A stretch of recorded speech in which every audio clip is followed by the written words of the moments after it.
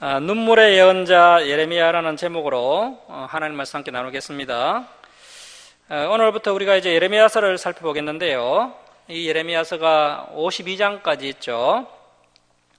그래서 앞으로 이제 상당 기간 저와 여러분이 이 예레미야서를 살펴보게 될 것입니다.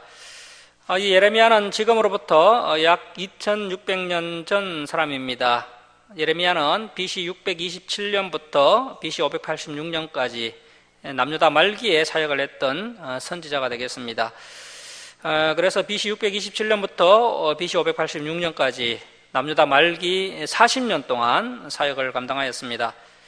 예레미야는 40년간 멸망을 향해 달려가는 남유다를 향해 하나님의 말씀을 눈물로 선포하였던 남유다 마지막 선지자였습니다. 그런데 예레미야가 자그마치 40년 동안 애쳤는데 그 누구도 이 예레미야의 말을 듣지 않습니다. 그래서 40년 동안 목숨 바쳐 증거했는데 그 누구도 예레미야의 말을 듣지 않는 그야말로 눈물의 선지자, 비운의 선지자가 바로 이 예레미야였습니다. 그래서 성경 인물 중에서 가장 힘겹게 사역했던 분이 아닌가 싶습니다. 오늘날 개척교회 목사님들이 힘들게 사역을 하고 있지만 이 예레미야에게는 명함도 못 내밀 정도로 그렇게 힘겹게 사역을 감당하였습니다. 우리가 이 예레미야서를 살펴보면 예레미야가 인간의 한계 상황을 넘나드는 그런 참 어려운 사역을 했구나라고 느끼게 될 것입니다. 자, 오늘 본문 예레미야서 1장 1절 말씀 보시겠습니다. 베냐민 땅 아나돗의 제사장. 자, 그러니까 이 예레미야는 일반 백성 출신이 아니고요, 레위지파 중에서도 제사장 가문 출신입니다.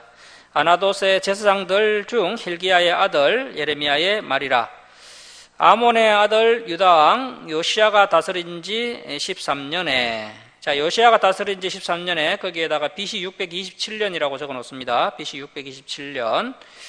그래서 BC 627년 때 예레미야가 하나님의 부르심을 받은 거죠. 여호와의 말씀이 예레미야에게 임하였고,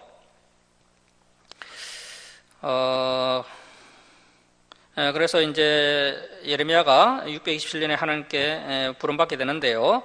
이때 이제 예레미야의 나이는 한 30살 정도 되었던 것으로 추정합니다.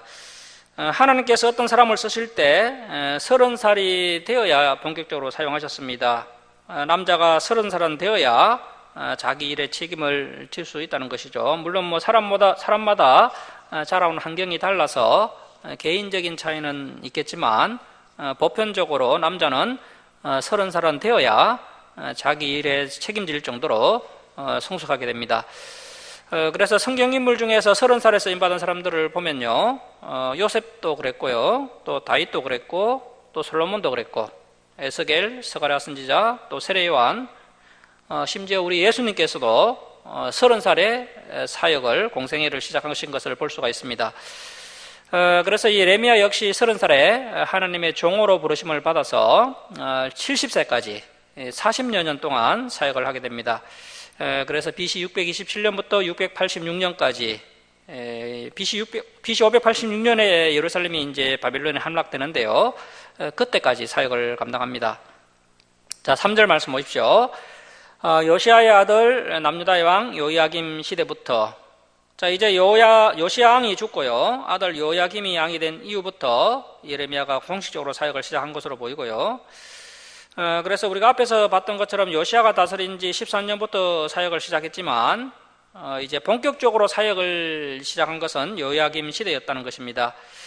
요야김 시대 때는 예레미야의 나이가 한 48세 정도 되었습니다. 그러니까 예레미야가 30세에 부름을 받긴 했지만 30세 때는 좀 조용히 사역을 감당한 것 같고요. 이제 40대 후반이 되었을 때 요시야가 죽고 요야김 시대가 도래한 이후에 본격적으로 예레미야가 사역을 시작한 것입니다. 그래서 우리가 지난 시간에 살펴봤던 것처럼 요시야 왕 때 여호와의 성전에서 하나님의 율법책이 발견되었는데요, 그때 예레미야가 사역을 시작한 지 한 5년 차 정도 되었습니다. 그런데 제사장 hil기야가 예레미야에게 그 율법책을 가지고 간 것이 아니라 여선지자 훌다에게 가져갔죠. 그래서 그런 것을 봤을 때 예레미야가 이렇게 사역을 시작하긴 했지만 이제 본격적으로 사역을 시작한 것은 그의 나이 40대 후반이 되어서 이제 본격적으로 사역을 시작한 것이다, 이렇게 볼 수가 있는 것입니다. 이러한 것을 봤을 때 어떤 사람이 갑자기 혜성처럼 등장해서 하나님께 귀하게 쓰임받는 것이 성경적인 것이 아니라 반드시 오랜 시간 연단과 훈련을 받은 다음에 하나님께 귀하게 쓰임받는 것을 볼 수 있습니다. 그래서 여기 PPT 화면 보실까요? 화면 남유다 왕조 도표를 한번 보시면요, 이제 여호야김 시대 보셨습니까? 여호야김 시대부터 요시야의 아들 남유다의 왕 시드기야가 이제 남유다 마지막 왕이죠. 남유다 제 20대 왕이고 남유다의 마지막 왕입니다. 시드기야의 11년 말까지, 시드기야 11년 말이면 남유다가 멸망할 때입니다. BC 586년입니다. 예레미야는 요시야가 다스린 지 13년째부터 남유다 마지막 왕 시드기야 11년까지 하나님의 말씀을 선포하고 하나님의 사역을 감당했습니다. 11년 말까지 곧 5월에, 정확히 말하면 BC 586년 5월에 예루살렘이 사로잡혀 가기까지, 누구에게 사로잡혀 갔습니까? 바빌론에게 사로잡혀 가기까지 임하니라. 그러니까 예레미야가 사역한 때는 남유다가 그야말로 풍전등화와 같은 마치 마지막 등불이 가물가물거리는 그런 가장 어려운 시대였습니다. 우리가 지난번에 그 스바냐서를 살펴봤는데 남유다 말기는 하나님의 진노가 극에 달한 시대였죠. 하나님께서 진멸하고 멸절하겠다, 여호와의 분노의 날에 여호와의 질투의 불로 삼켜버리겠다, 스바냐서를 통해서 봤던 그 하나님의 진노가 극에 달해 있었던 시대였는데, 이 예레미야서를 보면 그 진노가 그대로 연결되고 있고 이제 정말 그 진노가 실현이 되는 것을 볼 수가 있습니다. 그리고 이 하나님의 진노는 에스겔서까지 이어지게 되는 것을 볼 수 있습니다. 그래서 이러한 하나님의 심정, 하나님의 상황을 이해한 다음에 이 예레미야서를 살펴봐야 이 성경책이 바르게 이해될 수 있습니다. 이제 4절부터 10절까지는 예레미야의 사명이 나옵니다. 자, 1장 4절 말씀 보십시오. 여호와의 말씀이 내게 임하니라 이르시되. 자, 여기에 줄을 좀 쳐놓으십시오. 여호와의 말씀이 내게 임하니라 이르시되. 신구약 성경 전체에 여호와의 말씀이 내게 임하니라는 이 구절이요, 한 350번 정도 나오고 있는데요. 그런데 예레미야서에 이 구절이 무려 157번이 나오는 것을 볼 수 있습니다. 이것은 다른 성경책도 마찬가지지만 특별히 이 예레미야서는 예레미야 개인의 감정, 개인의 생각, 개인의 견해가 기록된 성경책이 아니라 그야말로 여호와의 말씀이 예레미야에게 임하셔서 여호와의 계시의 말씀이 예레미야를 통해 선포가 된 것입니다. 하나님의 계시의 말씀이 그대로 기록된 성경책이 바로 이 예레미야서라는 것이죠. 이 구절은 앞으로 계속 나오는 것을 볼 수가 있습니다. 우리가 흔히 예레미야를 가리켜 눈물의 선지자다, 비운의 예언자다, 이렇게 많이 말하는데요. 사실은 이 예레미야의 눈물이 아니라 남유다 말기 이 남유다 백성들의 타락상을 바라보고 계시는 하나님의 눈물이라는 것입니다. 이 예레미야가 하나님의 심정을 그대로 느낀 것이고, 그래서 예레미야의 눈물이 바로 하나님의 눈물이었다는 것을 알 수 있습니다. 우리가 예레미야서를 보면 예레미야가 계속해서 우는 것을 볼 수가 있습니다. 그런데 그 눈물이 바로 하나님의 눈물이라는 것이죠. 자, 1장 5절 말씀 보십시오. 하나님께서 놀라운 말씀을 하십니다. 신약 시대가 되어야 이해할 수 있는 아주 수준 높은 말씀이 나옵니다. 내가 너를 모태에 짓기 전에 너를 알았고 네가 배에서 나오기 전에 너를 성별하였고. 자, 하나님께서 예레미야를 복중에 짓기 전에 이미 알았다. 네가 배에서 나오기 전에 너를 성별하였고, 이 성별은 구별했다는 것이죠.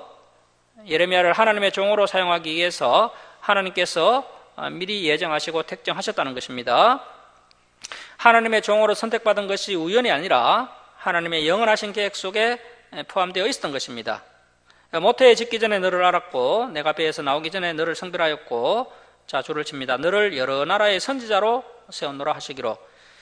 자, 예레미야가 1차적으로는 남유다를 향한 멸망, 그 남유다를 향한 심판을 선포하지만 여러 나라의 선지자로 부름받게 되었습니다. 그래서 남유다 심판뿐 아니라 열국의 심판에 대해서도 함께 선포하는 것을 볼 수가 있습니다. 그리고 이 세웠노라가 예레미야의 이름의 뜻입니다. 세웠노라. 그래서 예레미야가 남유다 말기에 부름받게 되는데요. 그런 참 불행하고 어두운 시대에 사역자로 부름받았기 때문에 이 예레미야의 인생은 행복한 순간은 손톱만큼도 찾아볼 수가 없고요. 그야말로 눈물로 일생을 보내게 됩니다. 예레미야가 눈물의 사역을 무려 40년간 감당할 수 있었던 힘은 다른 것이 아니라 하나님께서 자신을 세우셨다는 이 사명자로서의 자존감이 확실했기 때문입니다. 그래서 예레미야가 끝까지 포기하지 않고 사명을 충성되이 감당했던 것이죠.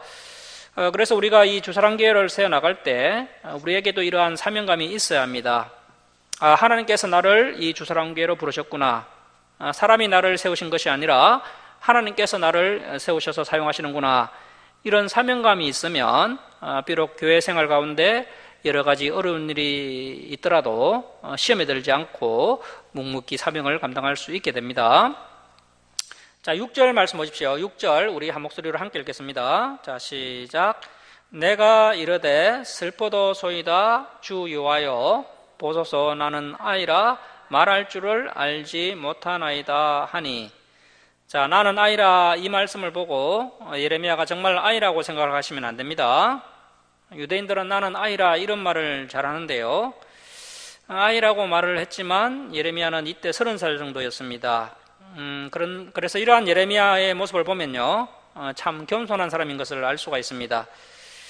대개 거짓 선지자들은 어떤 모습을 보입니까? 나는 말을 좀 할 줄 안다. 나는 사역을 잘 감당할 수 있다. 이런 자세를 보이는데 참 선지자는 예나 지금이나 항상 어떤 자세를 보입니까? 나는 아이라 말할 줄을 알지 못합니다. 이러한 겸손한 자세를 가진 것을 볼 수 있습니다. 자, 이렇게 자신이 부족하다는 것, 자신의 능력으로 하나님의 일을 감당하지 못한다는 이러한 겸손한 자세를 가지고 있다는 것, 그 자체가 자신의 현주소를 잘 알고 있다는 것이고, 그래서 이제 하나님께서 쓰실 만한 준비가 다 된 것으로 볼 수가 있습니다. 자, 1장 7절 말씀 보시면 여호와께서 내게 이르시되 너는 아이라 말하지 말고 내가 너를 누구에게 보내든지 너는 가며 내가 내게 무엇을 명령하든지 너는 말할지니라. 자, 누구에게야 무엇을 해다가 이제 동그라미 좀 쳐놓으시고요. 우리는 일반적으로 하나님을 섬기고 하나님을 따르겠다라고 생각하고 그렇게 하나님을 따라갑니다. 그런데 항상 전제가 있죠. 하나님, 제가 하나님께서 보내시는 대로 순종을 하겠습니다. 하지만 그것만은 안 됩니다. 그것 말고는 제가 다 가겠습니다. 또는 하나님, 제가 어떤 명령이든 다 순종하겠습니다. 하지만 그 명령만은 하지 말아 주십시오. 제가 결혼하는 문제에 있어서는 제 뜻대로 하겠습니다. 제가 취업하는 문제만은 제 뜻대로 하겠습니다. 이렇게 하는 경우가 대부분입니다. 그런데 우리 하나님께서 어떻게 말씀하십니까? 내가 너를 누구에게 보내든지 너는 가며 내가 내게 무엇을 명령하든지 너는 순종하고 말할지니라. 하나님께서는 무조건 순종하길 원하신다는 것입니다. 그리고 하나님의 말씀에 전적으로 순종하는 것이 진짜 종의 자세입니다. 자, 8절 말씀 보시면 너는 그들 때문에 두려워하지 말라. 지금은 그야말로 마지막 시대죠. 멸망으로 치닫는 악하고 어두운 시대가 예레미야가 사역했던 남유다 말기 시대였습니다. 이때는 특히 누가 두렵습니까? 사람이 두려운 시대죠. 아무도 믿을 만한 사람이 없습니다. 사람이 무섭고 두려운 시대였습니다. 이 예레미야서를 계속 보면요, 실제로 예레미야가 참 애롭게 사역을 하고 또 춥고 굶고 헐벗고 심지어 얻어맞기까지 합니다. 어떤 때는 진흙구덩이에 던져져서 죽을 뻔하기도 했습니다. 그렇게 힘겹게 사역을 해나가는 것을 볼 수가 있습니다. 자, 그래서 하나님께서 이 마지막 시대에 부름받은 하나님의 종들에게 어떤 말씀을 하십니까? 두려워하지 말라. 이 두려워하지 말라는 메시지가 성경 전체에 흐르고 있는 것을 볼 수 있고요. 저와 여러분은 아직 두려워할 것이 별로 없죠. 그나마 지금은 평안한 시대입니다. 그래서 우리가 지금 훈련을 잘 해놓아야 합니다. 지금부터 잘 준비해 놓아야 하는 거죠. 하나님께서 우리를 시험하실 때 우리가 두려워하지 않는 훈련을 잘하여서 앞으로 우리 다음 세대, 우리 후손들에게 이제 반드시 두려워 떨 수밖에 없는 그런 시대가 도래할 때 그때 그 두려움을 이겨낼 수 있는 견고한 믿음, 담대한 믿음을 우리가 후손들에게 잘 전수해 주어야 합니다. 자, 그래서 너는 그들 때문에 두려워하지 말라. 그리고 하나님께서 반드시 약속한 것이 있습니다. 자, 줄을 칩니다. 내가 너와 함께 하여. 줄을 쳐놓습니다. 하나님께서 우리를 버려두지 않으시고 반드시 함께 해주시겠다고 말씀하십니다. 자, 여러분, 우리가 진리를 추구하다 보면 오히려 더 애로울 수 있습니다. 진리를 추구하다 보니까 오히려 더 어려운 일을 만날 수가 있습니다. 그런데 그때 우리가 힘들고 애로울 때 하나님께서 우리와 함께 해주신다는 것입니다. 하나님께서 너와 함께하여 너를 구원하리라.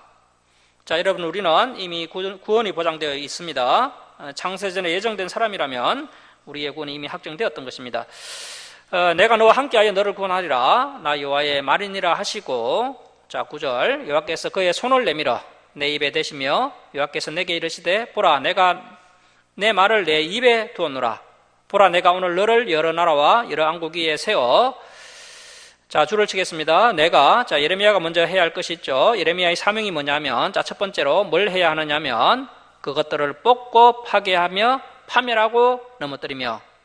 자, 이것이 예레미야의 첫 번째 사명이었습니다. 얼마나 부담스러운 사명입니까? 우리 한국교회가 잘못되었다. 한국교회가 이래서는 안 된다. 다시 말씀으로 돌아가야 한다. 이런 이야기를 하는 것이 얼마나 부담스럽습니까? 잘못하면 앙따되기 딱 좋죠. 그런데 오늘날 예레미야처럼 그렇게 바른 책망을 하는 사람이 분명히 있어야 한다는 것입니다. 자, 그래서 하나님께서 다시 한번 예레미야를 통해 분명하게 말씀하신 것은 첫 번째, 반드시 뽑고 파괴하며 파멸하고 넘어뜨려야 한다는 것입니다. 그래야 이제 새로운 역사가 시작될 수 있다는 것이죠. 우리 생각에는 뭘 그렇게 빡빡하게 사나, 어차피 하나님 말씀 다 지킬 수 없는데 그냥 대충 지키면서 적당히 그렇게 타협하면서 살면 되지 않겠나, 이런 생각할 수 있죠. 하지만 진리 앞에서 뽑아야 할 것은 확실하게 뽑아야 하고요. 그리고 또 파괴할 것은 파괴하고 또 넘어뜨릴 것은 분명히 넘어뜨려야 이제 다음 순서를 밟을 수 있다는 것입니다. 그래야 다시 건설할 수 있고요. 그래야 다시 심을 수 있는 것이죠. 잡초가 무성한 풀밭에는 알곡을 심을 수가 없습니다. 쓸모없는 건물이 있는 곳에 그 건물을 무너뜨리지 않고서는 새 집을 건설할 수가 없습니다. 자, 그래서 먼저 뽑고 파괴하고 무너뜨려야 합니다. 이것이 예레미야의 첫 번째 사명입니다. 그래서 예레미야가 계속해서 이 예루살렘 멸망을 선포하는 그런 모습을 볼 수 있고요. 자, 그리고 이제 예레미야의 두 번째 사명은 건설하고 심게 하였느니라 하시니라. 자, 두 번째 사명은 건설하고 심게 하였느니라. 그래서 예레미야가 계속 멸망만 선포한 것은 아니고요. 이제 후반부로 가면 예레미야가 예루살렘, 이스라엘의 회복에 대해 선포하는 모습도 볼 수가 있습니다. 자, 이제 11절 이하는 두 가지 한상이 나오는데요. 하나는 살구나무 한상, 또 하나는 껄렁가마 한상입니다. 자, 11절 말씀 보십시오. 여호와의 말씀이 또 내게 임하니라 이르시되 예레미야가 네가 무엇을 보느냐 하시매 내가 대답하되 내가 살구나무 가지를 보나이다. 여호와의 말씀이 또 내게 임하니라, 이 말씀이 계속 나오고 있죠. 자, 예레미야가 한상을 봤는데 첫 번째 한상 11절 끝에 살구나무 가지를 보나이다 줄을 쳐놓습니다. 자, 이 살구나무 가지가 무슨 의미냐면, 자, 12절 말씀 보십시오. 성경이 성경을 해석해주고 있습니다. 자, 여호와께서 내게 이르시되 네가 잘 보았도다. 자, 줄을 칩니다. 이는 내가 내 말을 지켜 그대로 이루려 함이라 하시니라. 자, 그런데 살구가지 한상이 왜 하나님께서 그 하나님의 말씀을 지켜 그대로 이루게 하신다라는 뜻일까요? 살구나무 한상이 이런 뜻을 가지게 된 이유는요, 그 민수기 17장을 보시면 아론의 쌍난 지팡이가 살구나무였죠. 아론의 살구나무 지팡이는 원래 싹이 나지 않는 죽은 지팡이였는데 하나님의 말씀대로 싹이 나고 꽃이 피어서 살구가 달렸습니다. 그래서 이 살구나무 가지 한상이 하나님의 말씀은 하나님께서 말씀하신 대로 그대로 다 이루어진다라는 뜻을 가지게 된 것입니다. 자, 그리고 이제 13절 말씀 보십시오. 여호와의 말씀이 다시 내게 임하니라 이르시되 내가 무엇을 보느냐 대답하되, 자, 줄을 칩니다. 끓는 가마를 보나이다. 자, 그런데 이 끓는 가마가 어떻게 설치되어 있느냐 하면 그 인면이 북에서부터 기울어졌나이다 하니, 자, 그렇다면 북에서부터 기울어졌으면요, 북쪽에서부터 남쪽으로 펄펄 끓는 물이 쏟아져 내리겠죠. 자, 14절 여호와께서 내게 이르시되 재앙이 북방, 이 북방은 바벨론을 이야기하는 것입니다. 재앙이 북방 바벨론에서 일어나 이 땅의 모든 주민 그 남유다 백성들에게 부어지리라. 결국 BC 586년에 바벨론에 의해서 남유다가 멸망당하지 않습니까? 그 일을 하나님께서 이렇게 껄렁가마 한상을 통해서 지금 보여주고 계신 것입니다. 자, 15절입니다. 내가 북방 왕국들의 모든 족속들을 부를 것인적 그들이 와서 예루살렘 성문 어귀에 각기 자리를 정하고 그 사방 모든 성벽과 모든 유다 모든 성읍들을 치리라. 여호와의 말이니라. 자, 그래서 남유다 모든 성읍들을 내가 다 치겠다. 하나님께서 이런 말씀을 하고 계시고요. 그리고 16절은 이러한 하나님의 엄중한 심판이 왜 남유다에게 임하게 되었는지 그 이유가 기록되어 있습니다. 자, 16절입니다. 무리가 나를 버리고 이스라엘 백성들이 신랑 대신 하나님을 버렸다는 것입니다. 다른 신들에게 분향하며 신랑 대신 하나님을 버리고요, 음란하게 우상을 섬겼다는 것이죠. 다른 신들에게 분향하며 자기 손으로 만든 것들에 절하였은적 내가 나의 심판을 그들에게 선고하여 그들의 모든 죄악을 징계하리라. 자, 여러분, 사람이 만든 우상에게 절하는 것은요, 절대로 용납받을 수 없는 일입니다. 이것은 타협의 대상이 아니죠. 그런데 가톨릭은요, 이미 타협을 했습니다. 그런데 이것은 절대 타협해서는 안 될 일입니다. 그리고 오늘날 가톨릭은요, 종교 통합에도 앞장서고 있습니다. 그래서 우리가 가톨릭은 우리 큰 집이다 이런 말 하시는데 절대 그런 말 하면 안 되고요. 완전히 다른 집입니다. 자, 17절 말씀 보십시오. 그러므로 너 예레미야는 내 허리를 동이고 일어나. 허리를 동이고 일어나라는 것은 각오를 단단히 하고 일어나라는 것이죠. 각오를 단단히 하고 일어나서 내가 내게 명령한 바를 다 그들에게 말하라. 그들 때문에 두려워하지 말라. 내가 그들 앞에서 두려움을 당하지 않게 하리라. 어디 가서 사람이 두려우면 아무 일도 못합니다. 사람이 두려워서 할 말도 못하면 안 되니까요. 할 말은 해야 됩니다. 쓸데없는 말은 안 해도 되겠지만 이 복음은 반드시 전해야 되겠죠. 그래서 우리가 기도하면서 담대하게 나가면 우리가 이 두려움을 극복할 수 있다는 것입니다. 자, 18절 보십시오.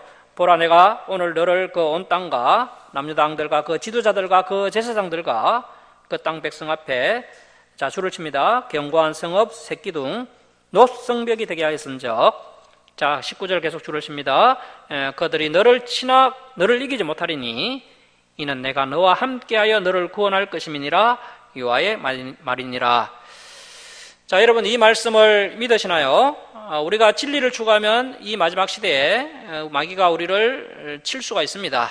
진리를 추구하지 않으면 우리를 가만히 두겠지만 우리가 진리를 추구하면 오히려 손해보게 되어 있고요, 아픔을 경험하게 되어 있고 힘들게 되어 있습니다. 예레미야처럼 눈물을 흘리게 되어 있습니다. 하지만 하나님께서 분명히 말씀하시기를 너를 칠 수 있지만 결코 너의 생명을 어떻게 하지 못할 것이다. 결코 너를 이기지 못할 것이다. 더 나아가서 결국 우리가 승리하게 된다는 것입니다.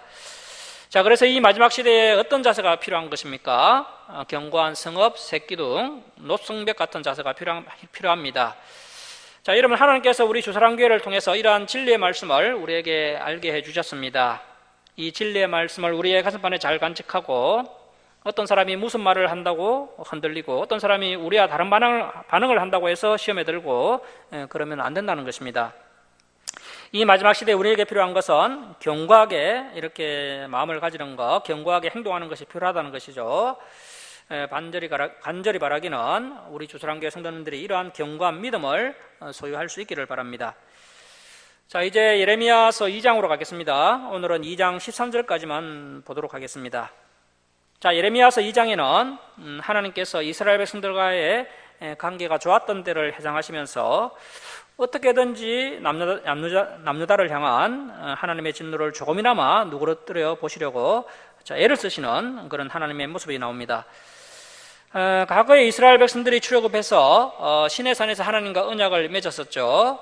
이스라엘 백성들은 오직 하나님만을 신뢰하고 끝까지 하나님을 따라가면은 하나님께서 그 이스라엘 백성들을 책임지시겠다라고 약속을 하셨습니다.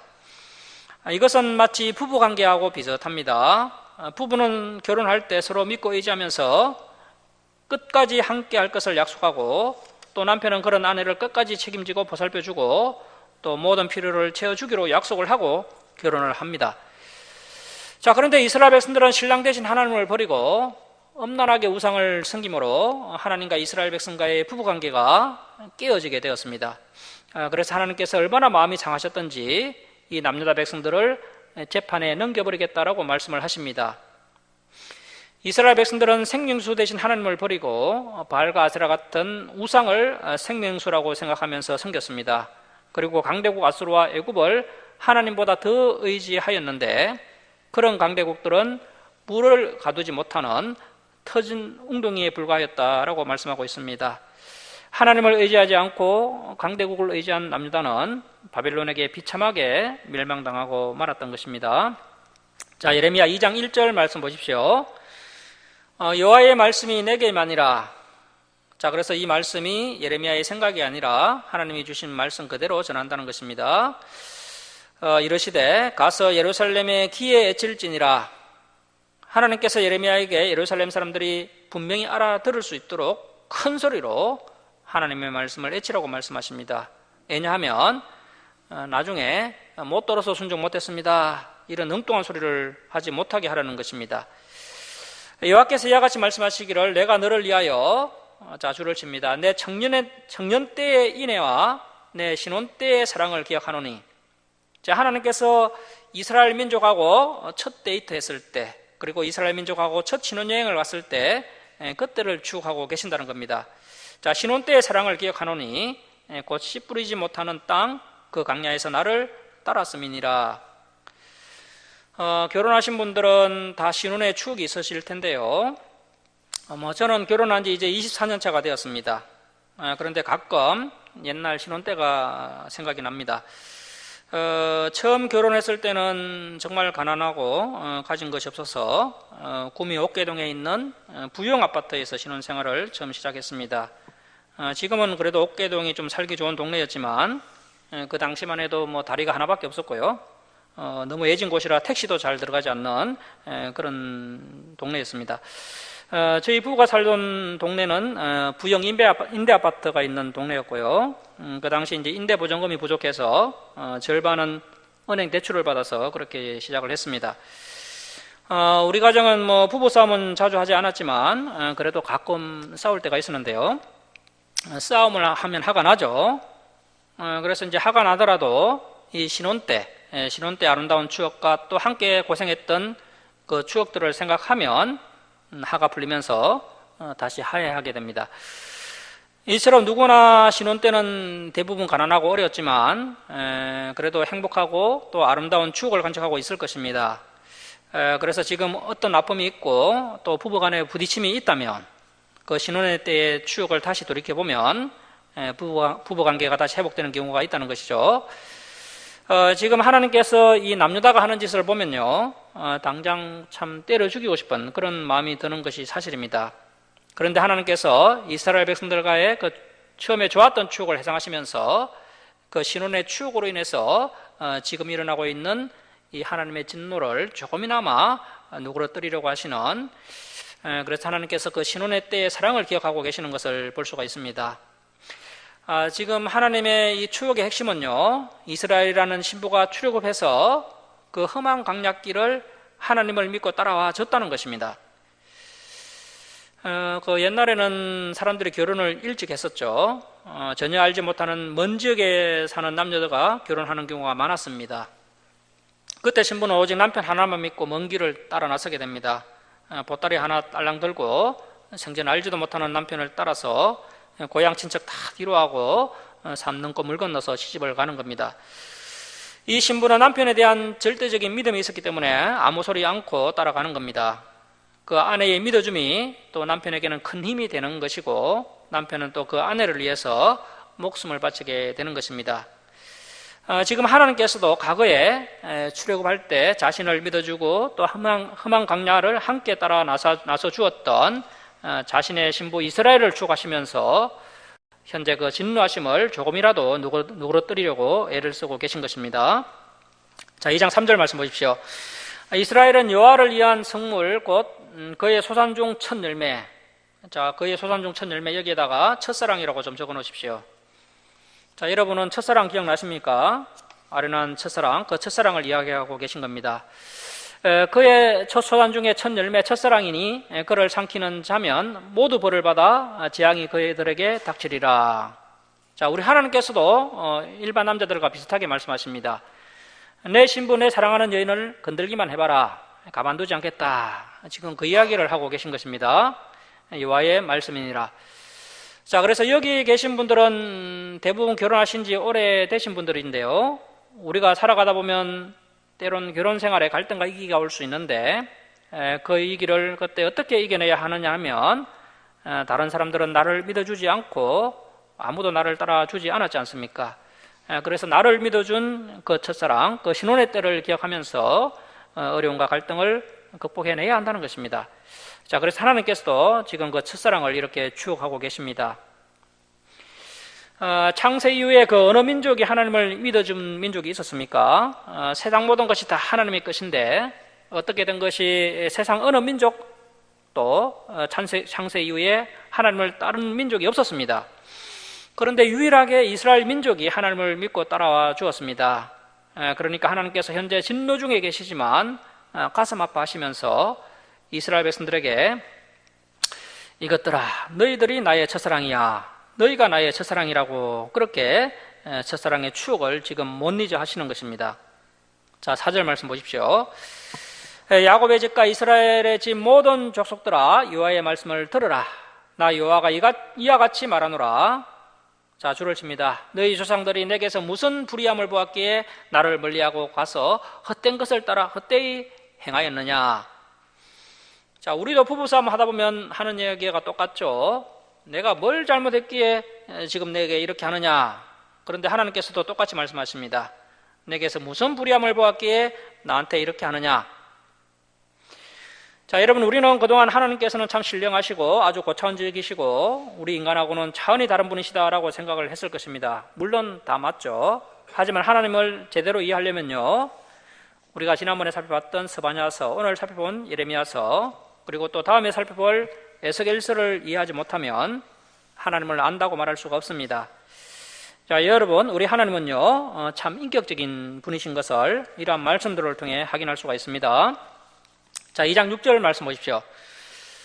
그들이 우리를 애굽 땅에서 인도하여 내시고 강야고 사막과 구둥이 땅, 건조하고 사망에 그늘진 땅, 사람이 그곳으로 다니지 아니하고 그곳에 사람이 거주하지 아니하는 그 척박한 땅을 우리가 통과하게 하시던 여호와께서 어디 계시냐 하고 말하지 아니하였도다.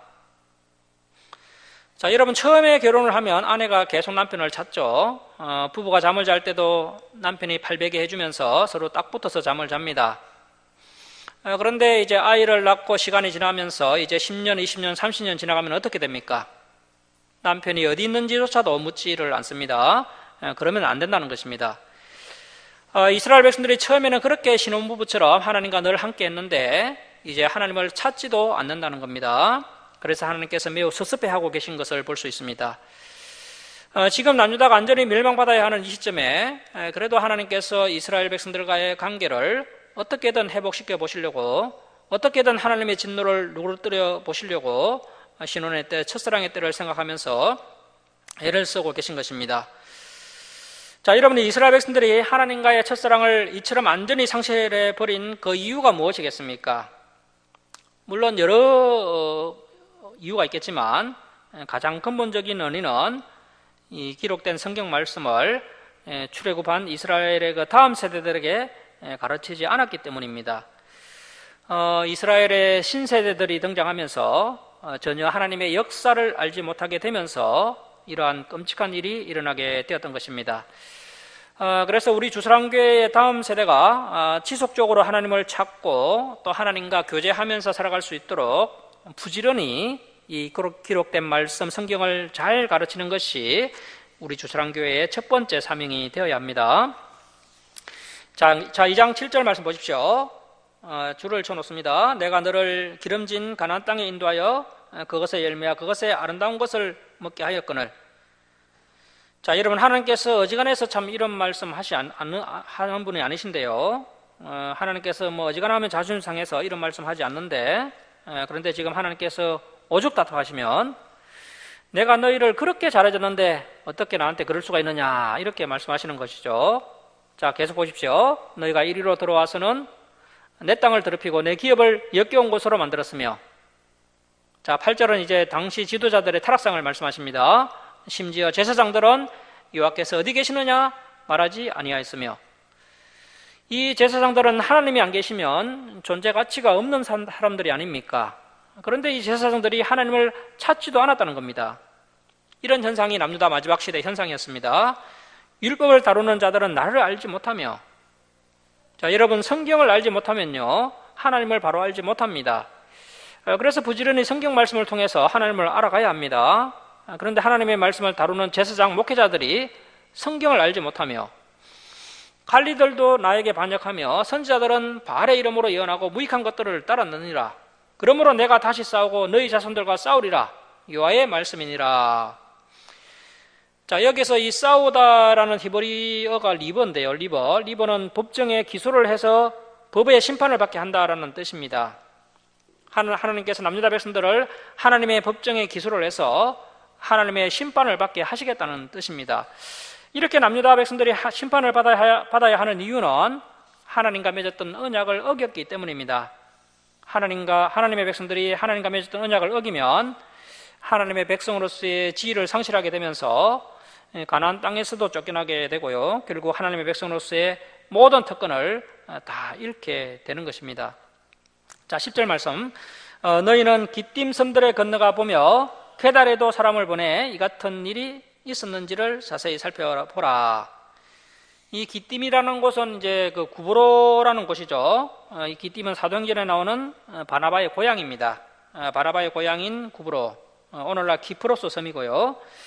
그래서 구브로, 기띔, 키프로스 섬 다 같은 곳입니다. 자, 그런데 여기서는 이 기띔을 구브로 섬이라고 이렇게 이야기하기보다는 서방을 대표한다라고 봐야 합니다. 성경에서는 서방을 이야기할 때 구브로 방향 이렇게 이야기합니다.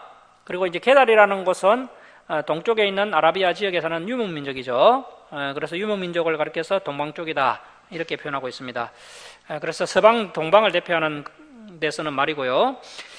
그래서 동방이나 서방에 있는 그 이방 나라들도 자신들의 신을 이 세상의 엉터리 것과 바꾸지 않았다는 것입니다. 아무리 엉터리 신앙을 가진 이방 사람들도 자기가 섬기는 신을 최고로 소중하게 생각을 했습니다. 자, 그런데 이스라엘 백성들이요 가장 존귀하신 하나님을 아무런 값어치가 없는 것들과 바꾸었다는 것입니다. 자, 11절 말씀 보십시오. 자, 그래서 동방 서방 어느 나라가 그들의 신들을 신 아닌 것과 바꾼 일이 있느냐. 자, 줄을 씁니다. 그러나 나의 백성은 그의 영광, 그 영광의 하나님을 무익한 것과 바꾸었도다. 자, 여러분, 우리의 영광은요 부귀영화가 아닙니다. 우리의 영광은 하나님이십니다. 하나님을 무익한 것과 바꾸었도다. 그래서 하나님께서 얼마나 참 속상해하고 계시는지를 볼 수가 있고요. 자, 12절 말씀 보십시오. 너 하늘아 이 일로 말미암아 놀랄지어다, 심히 떨지어다, 두려워할지어다. 여호와의 말씀이니라. 이스라엘 백성들은 이 땅에 임할 하나님의 심판을 축복으로 바꾸는 사람들이었습니다. 하지만 그들이 세상 욕심에 사로잡혀 하나님을 버리자 하나님의 저주의 심판이 다시 이 세상과 이스라엘 백성들에게 임하게 되었습니다. 자, 여러분, 우리는 하나님의 거룩한 백성들입니다. 우리가 왜 중요하냐 하면요, 우리를 통해서 하나님의 심판이 축복으로 바꿔지기 때문입니다. 그래서 우리는 끝까지 하나님의 거룩한 백성으로서 우리 자리를 잘 지켜야 합니다. 세상이 좋아 보인다고 우리가 세상을 따라가 버리면요 이 땅에 저주가 임하게 됩니다. 자, 13절 말씀 줄을 칩니다. 내 백성이 두 가지 악을 행하였나니 곧 그들이, 자, 첫 번째 악은 생수에 거는 데는 나를 버린 것과, 두 번째 악은 스스로 웅덩이를 판 것인데 그것은 물을 가두지 못할 터진 웅덩이들이니라. 오늘날 사람들을 보면요 다 목말라 하죠. 그래서 열심히 생명수를 찾아 나서고 있습니다. 그런데 그 생명수가 마치 인간이 파면 나온다고 그렇게 착각하고 있는 것 같습니다. 그래서 나름대로 열심히 파고 있죠. 그런데 성경에서 분명히 이야기하고 있는 것은 스스로 판 웅덩이는 생명수를 저장할 수 없다는 것입니다. 인간이 판 웅덩이는 생명수가 될 수가 없습니다. 이 세상의 생명수는 유일합니다. 바로 하나님이 생수의 근원이 되십니다. 하나님이 바로 생명수가 되십니다. 생명수 자체를 던져버리고 우리가 아무리 생명수를 파고 또 생명수를 가두려고 해봐야 아무런 소용이 없다라고 말씀하고 있습니다. 이스라엘 백성들은 생명수 대신 하나님을 버리고 바알과 아세라 같은 우상을 생명수라고 생각하면서 섬겼습니다. 그리고 그들은 생명수 대신 하나님을 의지하지 않고 강대국 아수르와 애굽을 더 의지하였습니다. 하지만 그런 강대국들은 터진 웅덩이에 불과했습니다. 강대국 아수르와 애굽을 믿었던 남단은 바빌론에게 비참하게 멸망당하고 말았던 것입니다. 자, 말씀을 마치겠습니다. 사랑하는 성도 여러분, 오늘날 저와 여러분을 하나님께서 부르셔서 주님의 귀한 일꾼으로 세워주셨습니다. 이 시대에 우리가 진리를 추구하면서 살면 오히려 손해를 보고 때로는 앙따를 당하기도 하고 때로는 사람들로부터 핍박을 받을 수도 있습니다. 비록 우리가 손해를 볼지라도 우리는 예레미야처럼 끝까지 진리의 말씀을 따라 살아가야 합니다. 사람들을 두려워하지 말고 견고한 성읍, 새끼동, 노송벽 같은 견고한 믿음을 소유하여서 마지막 때까지 충성되게 사명을 잘 감당할 수 있기를 주님의 이름으로 축원합니다. 자, 기도하겠습니다.